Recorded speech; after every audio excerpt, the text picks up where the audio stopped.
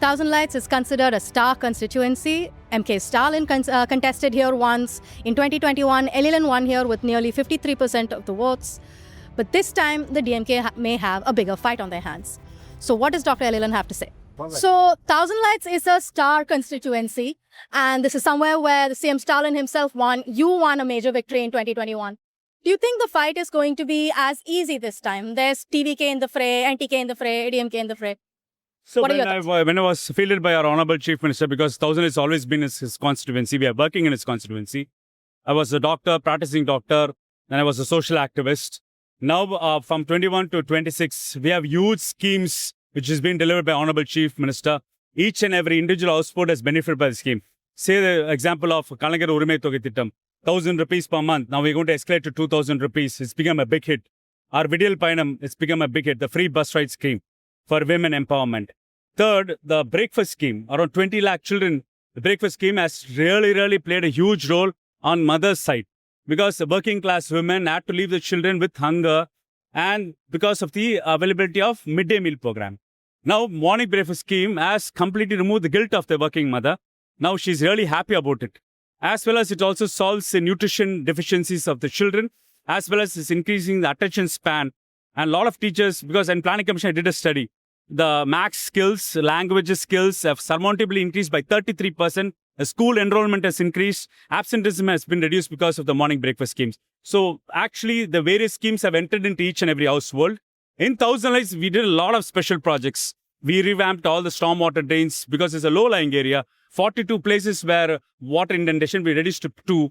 We have completely cleaned 2 major canals. Then we did enlargement of sewer lines for more than 100 streets. We placed 3 pumping stations. To solve the EB issues, we placed substations. Then we increased the green cover by increasing Kalangar Centenary Park, Kalangar Social Justice Park, the revamped Semmuri Punga, Anna Flyover, we've seen given a facelift. For sports ecosystem, we have developed around 9 gyms. We developed the International Boxing Stadium. We developed futsal in working class area for the lower social strata to develop football. Then we developed shuttle auditoriums. So sports, health infrastructure, we developed dialysis units in urban PHCs for hepatitis B and hepatitis C patient. We had a special scheme called Kannuli scheme, which gave cataract surgeries for 3,400. Historically, we revamped our Vallur Kattam in a very big way. We have scan centers for mammograms, facilities, and urban PSCs. We have developed screening programs even for infertility services for women. And so what have the concerns of constituents been this time that they have spoken to you about on the campaign trail? Traffic has been an issue around Thousand Lights. So what is it that basically constituents the want? Issue in Thousand Lights is because of the CMRL phase 2. Because we have to wait for the CMRL phase to get completed. If at all, during 2011, if CMRL would have extended, we would have completed the project by this time. But 2011, Jayalalitha took a scheme called monorail scheme, which is a non-taker. Then she came back to CMRL. If they have extended CMRL from 2011, by this time it would have been completed. Now our CM came in and took up the CMRL project phase 2. But the union government had a very partial attitude. 65,000 crores were given from the state.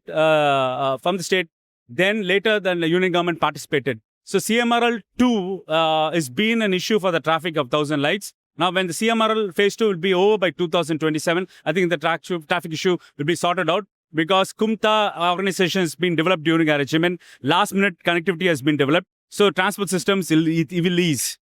Speaking of the union government, last time you contested on NEET was something that was a huge issue for the DMK. You passed the bill, you went to the court, but ultimately it was not something that could be done, right? Do you think that... As a seasoned journalist, you should understand the parliament legislation is an impeding block. To overcome the parliament legislation, we have sent it to the president assent. But the president has returned the bill to us. ADMK lied about in the assembly. But our CM was bold enough to say that our president has returned for assent and we're going to do a legal battle regarding the NEET. But so far, before that, we warned about NEET. Now, every state government, every Supreme Court knows about the NEET irregularities. PG NEET, minus 44, 0 are getting doctors. NEET has increased the coaching mafia. So it has moved the social economic privileged students away from that particular system. So now people knew the irregularities of NEET. Now our case is much more stronger because each and every year NEET is with irregularities and it's nothing to do with merit. But it's not an election issue this time. Basically, when 7.5 reservation was given for government areas, and we need a parliament legislation to be changed, we need a favorable union government which listens to state rights in order to convert that issue. Lastly, because as you spoke of state rights, now delimitation is another issue. Do you think that the push for federalism, the idea of state rights, the need to push state rights is something that is still there among the public? Yeah, very much is very much strong. Not only from Tamil Nadu, I think most of the states have joined together to stand. Telangana state have joined. Kerala has joined. West Bengal has joined. Man, we are not alone in this particular fight for state rights and federalism. Regarding delimitation, I think state elections are going on in 3 major states. What is the hurry to bring a delimitation now? What is necessary for bringing an amendment before conducting the population census? So age delimitation should be done after population census. Who was a failure were not able to do population census 2021. Now we are 2026. We have to finish our population census, then undergo the delimitation. That has been the procedural norm. Just because you have brutal majority, you can't bring amendments which are anti-people, anti-federal, anti towards a national integration. Because we very well know if they're going to take 2000 level census as the criteria, 2000 level census is the total fertility rate for other states are same as Tamil Nadu, as the same as UP. UP has higher fertility rate. We adopted union government family planning policy in efficient manner and you are giving us what? You are reducing our rights to shout in the parliament, to raise our voices in the parliament. Now, if this 2000 level census has been maintained, the North Indian states will increase from 38 to 43%. The South Indian states will reduce from 24 to 20. Is this justice? I think people are very, very vociferous regarding the particular issue. As it is going to be a burning issue.